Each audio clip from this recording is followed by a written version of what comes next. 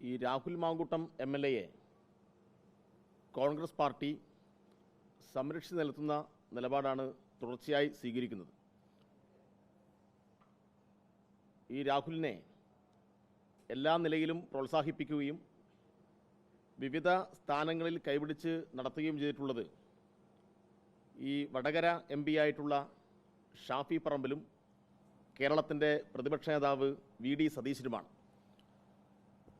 അപ്പോൾ VD സതീശൻ്റെ മുന്നിലും ഷാഫിയുടെ മുന്നിലും നിരവധി പരാതികൾ ഇദ്ദേഹത്തെ സംബന്ധിച്ച് വർഷങ്ങൾക്ക് മുന്നേ ലഭിച്ചിരുന്നു എന്നാണ് ഇന്ന് ചില വെളിപ്പെടുത്തലുകൾ നടത്തിയിട്ടുള്ള, തെളിവുകൾ സഹിതം വെളിപ്പെടുത്തലുകൾ നടത്തിയിട്ടുള്ള നിരവധി സഹോദരിമാർ പറഞ്ഞ അറിവ് വെച്ച് സമൂഹത്തിന് മുമ്പിൽ ഉള്ളത്. പക്ഷേ ആ പരാതികൾ, ചില പരാതികൾ അത് സെറ്റിൽ ചെയ്യാൻ വേണ്ടിയിട്ടാണ് ഈ ഷാഫിയും VD സതീശനും ഇടപെട്ടത്. ഭീഷണിപ്പെടുത്തൽ ഉൾപ്പെടെ നടന്നു എന്നാണ് ചില വിവരങ്ങൾ നമുക്ക് കിട്ടിയിട്ടുള്ളത്. ചില കാര്യങ്ങളിൽ പണം കൊടുക്കാമെന്ന് പറഞ്ഞ് സെറ്റിൽമെൻറ്റിന് ശ്രമിച്ചിട്ടുണ്ട്. എന്നിട്ടിപ്പോൾ ഞങ്ങളുടെ മുന്നിൽ ഒരു പരാതിയും കിട്ടിയിട്ടില്ല, ഞങ്ങളുടെ മുന്നിൽ ഇതൊന്നും അറിഞ്ഞിരുന്നില്ല എന്ന നിലപാടാണ് ഈ ഷാഫിയും സതീശനും സ്വീകരിക്കുന്നത്. ഇന്നിപ്പോൾ മാധ്യമപ്രവർത്തകരുടെ മുന്നിൽ കഴിഞ്ഞ കുറച്ച് ദിവസമായി മുങ്ങി നടക്കുന്ന ഷാഫി ഇന്ന് പ്രത്യക്ഷപ്പെട്ടിട്ടുണ്ട്. അദ്ദേഹം മാധ്യമപ്രവർത്തകരുടെ ചോദ്യങ്ങൾക്ക് മുഖം കൊടുക്കാതെ അദ്ദേഹത്തിന് പറയാനുള്ള ചില കാര്യങ്ങൾ പ്രസംഗരൂപേണ അവതരിപ്പിച്ച് ഓടി രക്ഷപ്പെടുന്ന ഷാഫിയാണ് ഇന്ന് കണ്ടത്.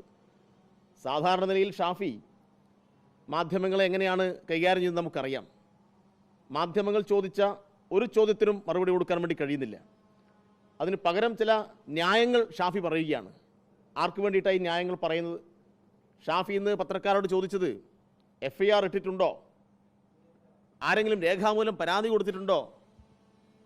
ഷാഫി, ഇത് കേരളത്തിലെ ജനങ്ങളോടുള്ള വെല്ലുവിളിയാണ്.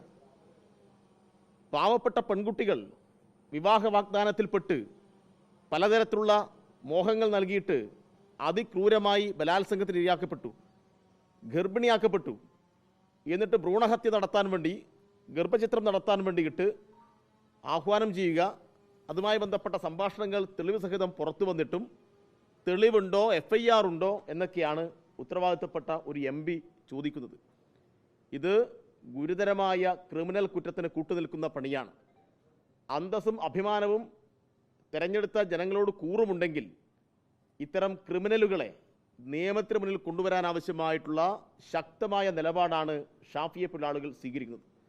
അത്തരം നിലപാടുകളിൽ വെള്ളം ചേർത്ത് ഈ ക്രൂരന്മാർക്കെതിരായിട്ട്, ഇത്തരം പെർവെർട്ടുകളെ സംരക്ഷിക്കുന്ന ഷാഫിക്കെതിരായി ശക്തമായ യുവജന പ്രതിഷേധം ഉയർത്തിക്കൊണ്ടുവരും എന്നാണ് DYFI പ്രഖ്യാപിക്കുന്നത്. അതുകൊണ്ട് ഇന്ന് ഷാഫിയുടെ മണ്ഡലത്തിൽ ഇന്ന് വൈകുന്നേരം യുവജനങ്ങളുടെ ശക്തമായ പ്രതിഷേധ പരിപാടികൾക്ക് നേതൃത്വം കൊടുക്കുകയാണ്. അതുപോലെ തന്നെ VD സതീശൻ പറഞ്ഞ് എനിക്ക് മകളെപ്പോലെയാണ് എന്നാണ് പറഞ്ഞത്. മകളെപ്പോലെയാണ് എന്ന് പറയുന്ന ഒരു പെൺകുട്ടി വന്ന് പരാതി പറഞ്ഞിട്ട് ഇത്രയും കാലമായിട്ട് എന്തുകൊണ്ട് സതീശൻ അതിന്മേൽ നടപടിയെടുത്തിട്ടില്ല? ആ പെൺകുട്ടി തന്നെ പറഞ്ഞല്ലോ, ഞാൻ പരാതി പറഞ്ഞതിന് ശേഷം ഈ മാന്യ ദേഹത്തിന് എന്തൊക്കെ പദവികളാണ് കിട്ടിയിരിക്കുന്നത് എന്ന്.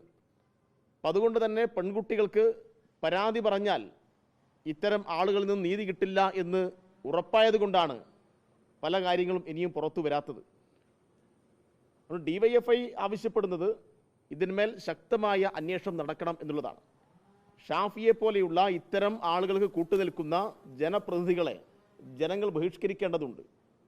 അതുകൊണ്ട് രാഹുൽ ഒരു മാന്യനാണെന്നും രാഹുൽ ഇതൊന്നും ചെയ്തിട്ടില്ല എന്നും ഇതെല്ലാം രാഷ്ട്രീയമായ ഒരു ആരോപണമാണ് എന്നുമാണ് ഇന്ന് ഷാഫി ഭംഗ്യന്തരാണ് പറഞ്ഞു വെച്ചത്. ഇത് കേരളത്തിലെ ജനങ്ങളോടുള്ള വെല്ലുവിളിയാണ്. കേരളത്തിലെ ജനങ്ങളുടെ ക്ഷമ പരീക്ഷിക്കുന്ന പരിപാടിയാണ്. അതുകൊണ്ട് ഇത്തരം കാര്യങ്ങളുമായി, ഇത്തരം നിലപാടുകൾ സ്വീകരിച്ച് മുന്നോട്ട് പോകുന്ന ജനപ്രതിനിധികളെ, പ്രതിപക്ഷ നേതാവ് ഉൾപ്പെടെയുള്ള ആളുകളെ കേരളം ബഹിഷ്കരിക്കണം എന്നാണ് ഞങ്ങൾക്ക് ആവശ്യപ്പെടാനുള്ളത്, ഞങ്ങൾക്ക് അഭ്യർത്ഥിക്കുവാനുള്ളത്. രാഹുൽ മാങ്കൂട്ടത്തിനെതിരെ ഒരു ആരോപണം വന്നപ്പോൾ തന്നെ രാജിവെച്ചല്ലോ, അതൊരു മാതൃകയല്ലെന്നാണ് പറയുന്നത്. എന്ത് മാതൃക? ഈ രാഹുൽ മാങ്കൂട്ടത്തിൻ്റെ പേരിൽ എന്തെങ്കിലും ഒരു സംഘടനാ നടപടിയെടുത്തോ? അദ്ദേഹം തന്നെ നിങ്ങളെ മാധ്യമപ്രവർത്തകർ ഉൾപ്പെടെ വെല്ലുവിളിച്ചിട്ട് എന്താ പറഞ്ഞത്? എന്താ പറഞ്ഞത്?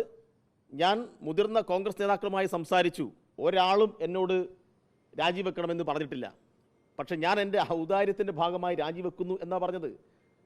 അന്തസ്സുണ്ടെങ്കിൽ കോൺഗ്രസ് പാർട്ടി ചെയ്യേണ്ടത് ഈ തെളിവുകൾ അടിസ്ഥാനപ്പെടുത്തി, ഇനി ഇതിലപ്പുറം എന്ത് തെളിവാണ് വേണ്ടത്?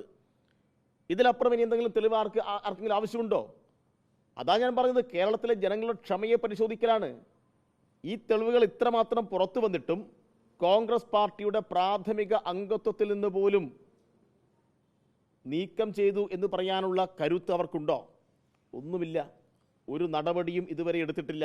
അന്വേഷിക്കും എന്നാ പറയുന്നത്. എന്താണ് ഇതിൽ കൂടുതൽ ഇനി അന്വേഷിച്ച് കണ്ടുപിടിക്കാനുള്ളത്? എന്താണ് കണ്ടുപിടിക്കാനുള്ളത്?